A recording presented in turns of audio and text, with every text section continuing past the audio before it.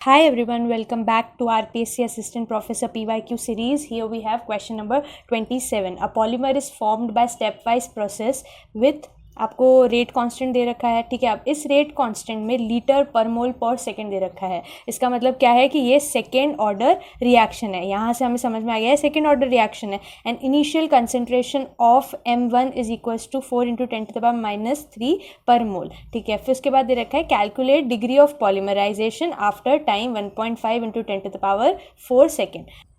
हाँ, तो आपकी जनरल रेट इक्वेशन होती है k t is equals to 1/n-1 1/AT to the power n-1 -1/A0 to the power n-1। ये होती है आपकी जनरल इक्वेशन, ठीक है। अब यहाँ पर क्योंकि हमें रेट कांस्टेंट से समझ में आ गया है कि ये सेकेंड ऑर्डर रिएक्शन है, तो n की जगह हम क्या पुट करेंगे 2, तो हमारे पास आएगा के t is equals to 1/AT -1/A0। ये आपकी इक्वेशन आ गई फॉर सेकेंड ऑर्डर रिएक्शन। अब ये जो जनरल फॉर्मूला है ये second order and higher order के लिए यूज़ करते हैं।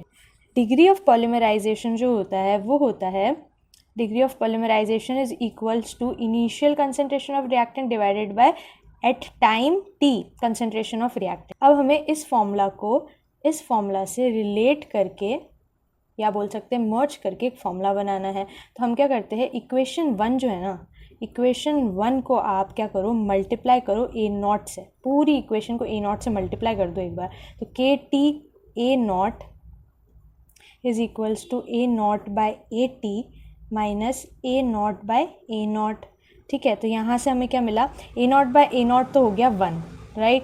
A0/AT इक्वेशन नंबर 2 से हमें पता है वो क्या होता है आपका डिग्री ऑफ पॉलीमराइजेशन। तो यहाँ पर हम वैल्यू पुट करते हैं सिंपली। अब डिग्री ऑफ पॉलीमराइजेशन क्योंकि निकालना है तो इसे लेफ्ट हैंड साइड पे ले जाते हैं और रेस्ट टर्म अपन राइट हैंड साइड पे रख लेते हैं। तो degree of polymerization is equals to k t A0 + 1, ठीक है। अब हमें कुछ भी नहीं करना है, ये सारी की सारी वैल्यूज़ आपको क्वेश्चन में गिवन है, हमें पुट करनी है। आपका रेट कांस्टेंट की वैल्यू क्या दे रखी है, 1 दे रखी है, मल्टीप्लाइड बाय टाइम कितना दे रखा है 1.5 × 10⁴, multiplied by initial concentration of reactant क्या दे रखा है 4 × 10⁻³ प्लस 1।